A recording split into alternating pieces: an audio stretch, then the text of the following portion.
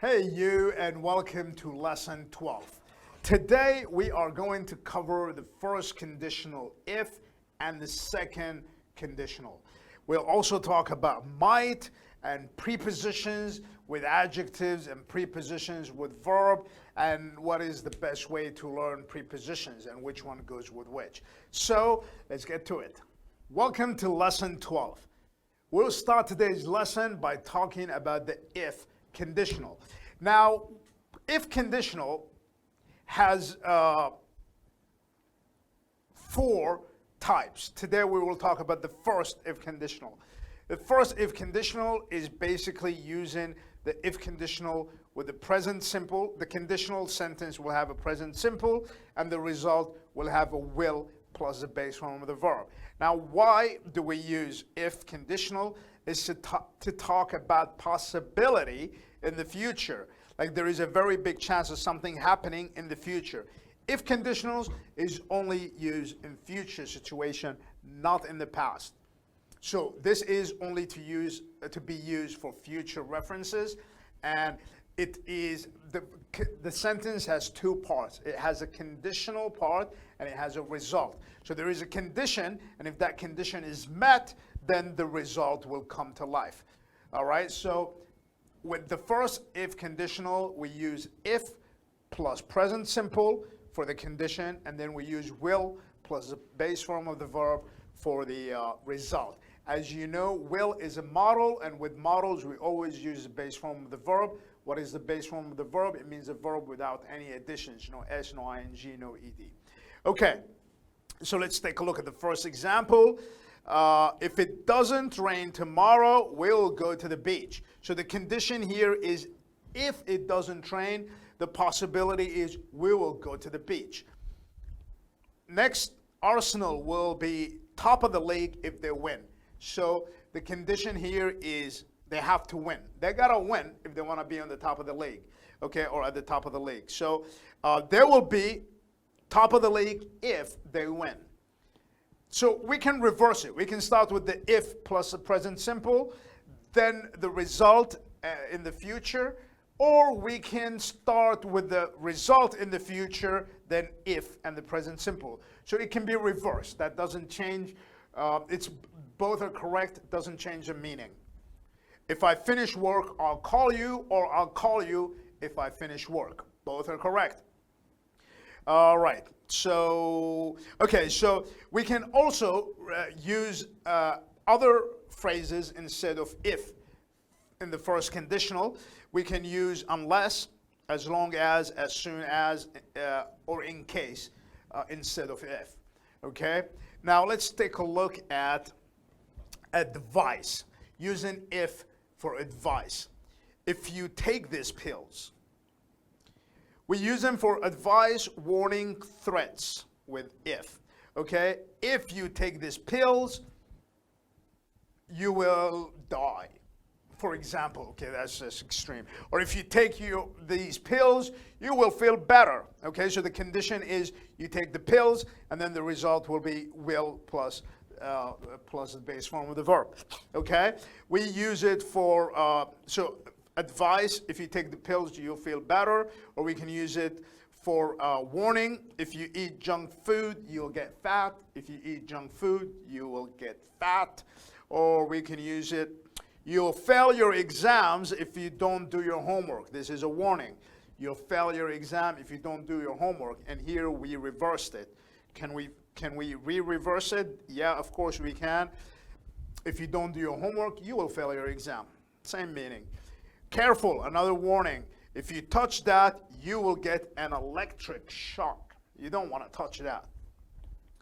If you don't do what I say, I'll kill you. That's scary. Okay, that is a threat, right? Okay, now let's talk about the second conditional. The second conditional is different than the first conditional because in the first conditional we use the present simple and will plus the base form of the verb. In the second conditional we use the past simple plus would plus the base form of the verb. So past simple for the condition, and for the result we will use would plus the past form of the verb. Do we have to use would only? No, we can use any past form of any auxiliary. So we could use could or we could use would as long as it's in the past. Okay, so let's take a look. Okay, before we take a look, let's see when do we use it. So we use the second conditional if past simple plus would or could and the base form of the verb for wishful thinking. Okay, something that might not happen or probably will not happen, but you know, you're hoping for it, to imagine something that you want to come true. Okay, I mean the likelihood of this happening is not very high. Let's take a look at sentences. First one, if we had a garden, we could have a cat. If we had a garden, we could have a cat. So the condition here is to have a garden, then the result would be getting a cat. But it's not possible at the moment because we don't have a garden, so we're not getting a cat. But we are imagining, or you know, we are just wishing that that was the case. All right, let's take a look at another sentence. If I want a lot of money, I'd buy a big house. If I want a lot of money, I would buy a big house. I wouldn't worry if I were you. Here we use it with the negative, and you know, instead of would, we will add not after the would. It will become wouldn't. I wouldn't do it if I were you. So again, this is reverse. We started with the result. I wouldn't worry. This is the result. If I were you, that is the condition. So the structure of if is if past simple, would plus infinitive. When if is followed by the verb be, it is grammatically correct to say if I were, right?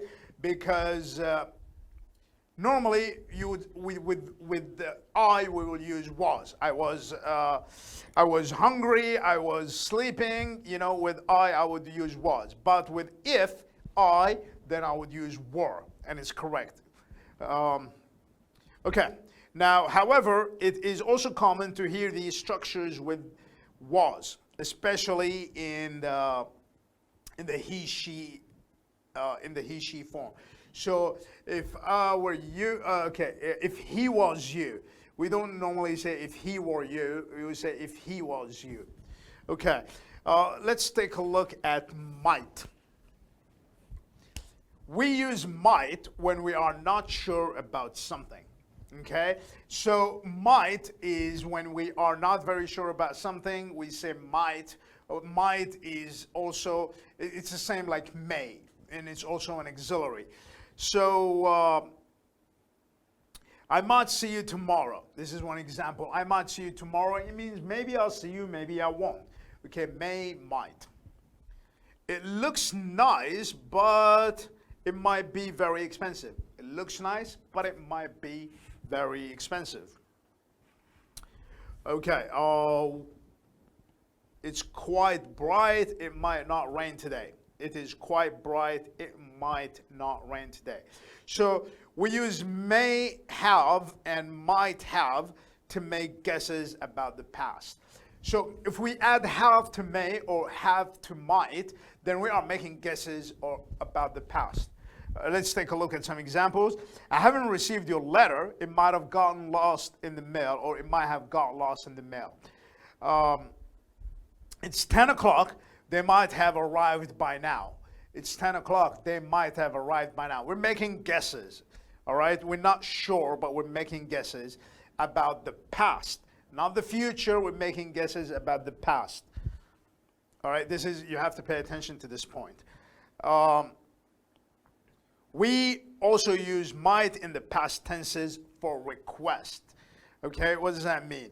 It means we use it to make a request in the past tense. He asked if he might borrow the car. He asked if he might borrow the car. They wanted to know if they might come later. They wanted to know if they might come later. So this is to talk about offers that were done in the past. We use might as a very polite way of asking for permission. Okay, so this is a very polite way to ask someone for their permission. We say, might we ask you a question? Might we ask you a question? We can also replace it with may. May I ask you a question? They're both considered polite.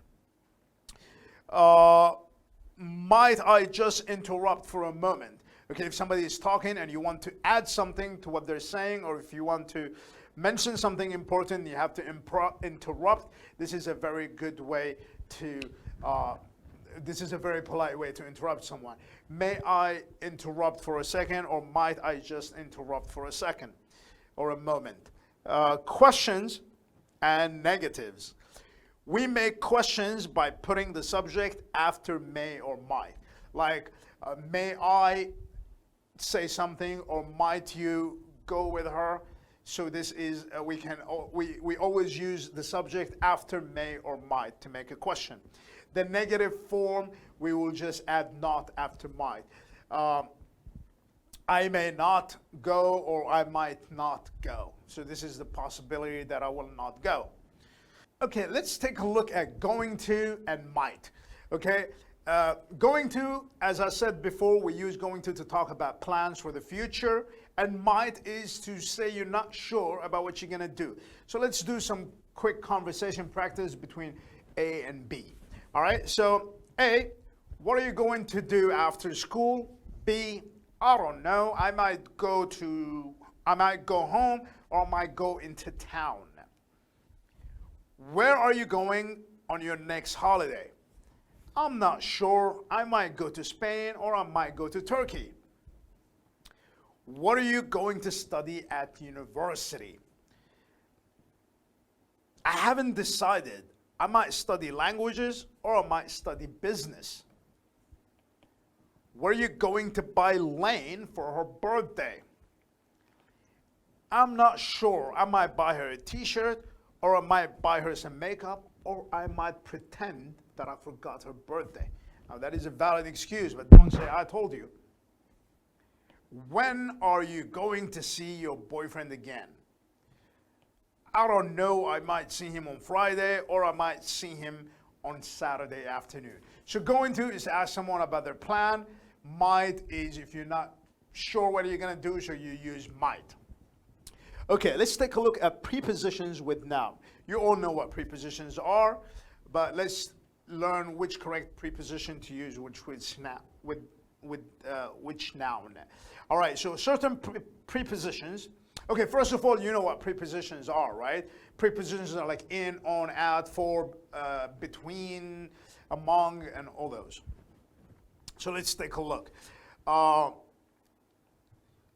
Prepositions can be used in conjunctions with nouns to connect, emphasize, or provide clarifications for the ideas. In this combination, the preposition always comes directly after the noun. Here are some of the most common prepositions used with noun. A cause of. Always with cause we use of.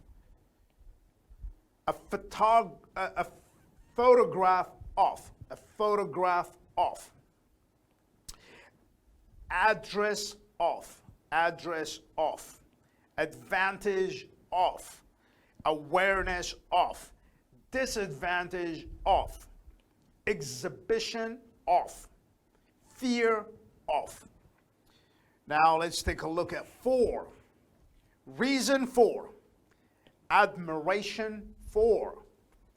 Advertisement for. Approval for.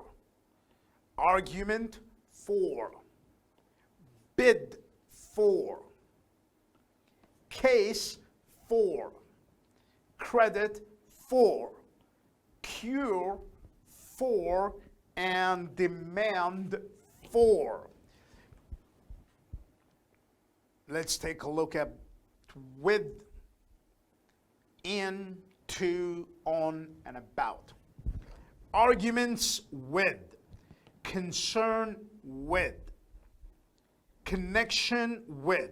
contact with, date with, difficulty with, link with, a decrease in, a fall in, a rise in, a belief in, change in, course in, difference in, difficulty in, access to, invitation to, approach to, change to, concern to, debate on, information on, hold on. Now, hold on is a phrasal verb. It means to wait. It doesn't mean to hold on. It means to wait.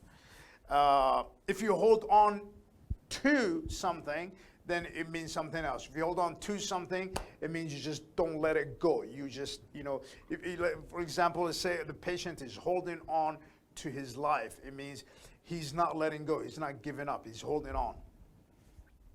Argument on, congratulations on, agreement about, anxiety about, concern about, confusion about, debate about. All right, now let's take a look at prepositions with adjectives.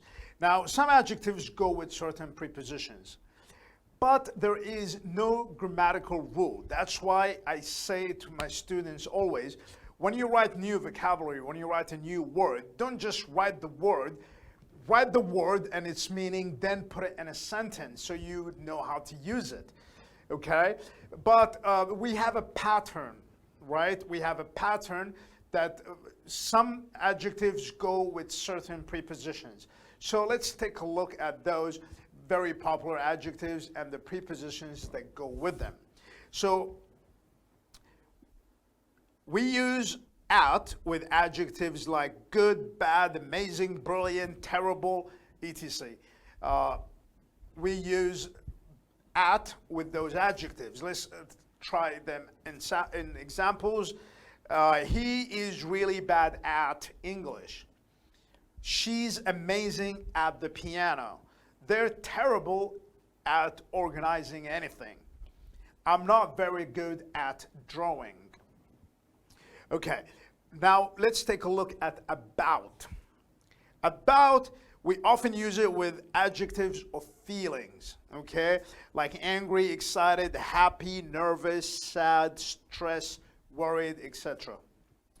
Let's take a look at some examples. I'm angry about the decision. He's nervous about the presentation. She's excited about the new job. They were worried about the next exam.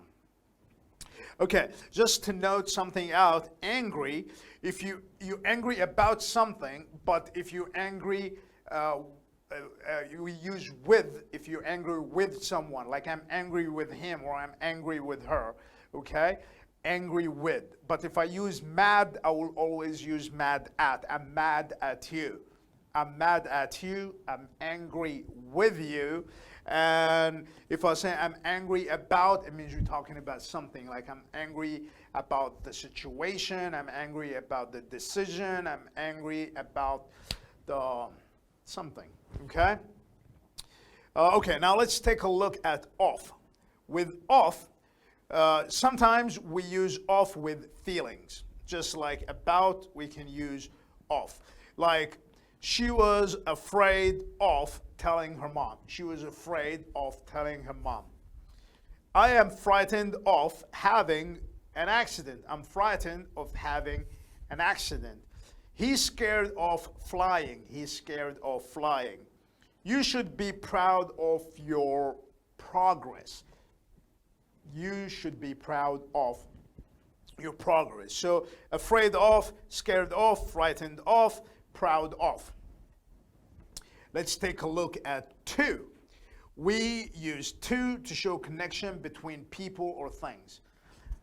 He's married to the director. I am addicted to my phone. I am allergic to nuts. We can also use to talk about someone's behavior towards someone else. They were really friendly to me. Was he nice to you? He's always polite to everyone. So this is to talk about someone's behavior to others or toward others. In. She's, okay, in, we use it with interest. She's interested in the project. They want someone who's experienced in design. I didn't want to get involved in the argument. So interested in, experience in, or involved in. Here are some useful adjectives with preposition for. Exercise is good for you. Stress is bad for you. The town is famous for its cheese. Preposition with verbs. A verb is part of a longer sentence. It's often followed by specific preposition. Let's take a look. I agree with Mike. So agree with. She listens to the radio. She thanked me for the flowers. So there are no grammatical rule to help you know which preposition is used with which verb. So it is a good idea to try to learn them together. So learn the verb with its preposition. So if I want to learn the new verb agree, I will just learn agree with. She agreed with me, I agreed with them, or I agree with Mike, okay? So the best idea to learn the correct preposition with the verb is to learn them together. Write the verb and the preposition and then put them in a sentence. That will make your job easier. All right, let's take a look at more verbs. So here are verbs with for. They are waiting for a bus. He apologized for being late. Apologize for. I applied for the job. How do you ask for a coffee in Polish? So, waiting for, apologize for, applied for, ask for. I can't go out tonight. I have to prepare my interview. Have to go out. With verbs with from. Okay, let's take a look at from. The spray should protect you from mosquitoes. Protect you from mosquitoes. Has he recovered from the accident? She won an award because she saved someone from drowning. So save from. I suffer from allergies. So protect from, recover from, save from, suffer from. Verbs with in. She doesn't believe in. Our company specializes in. You have to work hard if you want to succeed in. So I believe in, specialize in, or succeed in. Verbs with of. I don't approve of hunting animals. Our dog died of old age. This shampoo smells of bananas. So approve of, died of, and smells of. So this will do it for today, guys. I hope you don't skip the quiz, and I'll see you next class.